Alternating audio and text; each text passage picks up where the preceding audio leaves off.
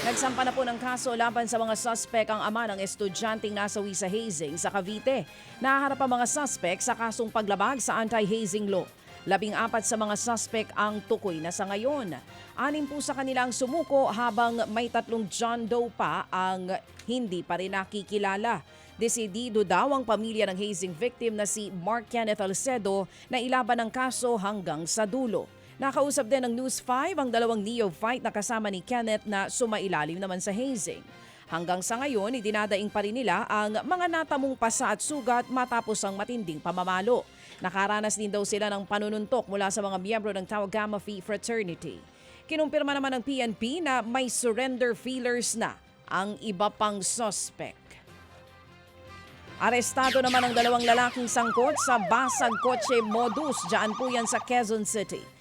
Sa kuha nga ng CCTV sa isang funeral chapel sa Barangay Paligsahan, makikita po ang paglapit ng isa sa mga suspect sa nakaparadang sasakyan. Binasag niya ang bintana at ninakaw ang mga mamahaling gamit sa loob ng sasakyan at saka tumakas ito. Ayon po sa biktima, nagpark lamang sila sa lugar para dumalaw sa burol. Ayun na, nang mangyari nga po ang pagnanakaw. Nahuli ang mga suspect sa follow-up operation. Nabawi po mula sa kanila ang mga alahas at iba pang gamit na nagkakahalaga daw ng 2.8 million pesos. Nakumpiska rin sa 2 motorsiklo, baril at granada.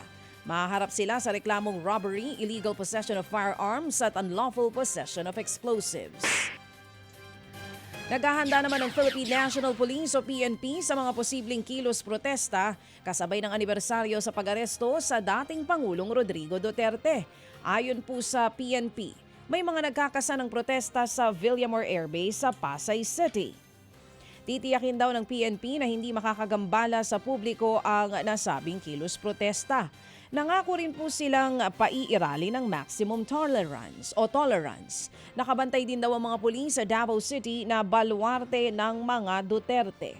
March 11 noong nakaraang taon nang arestuhin po si Duterte sa NAIA Terminal 3 paglapag ng kanyang flight mula sa Hong Kong.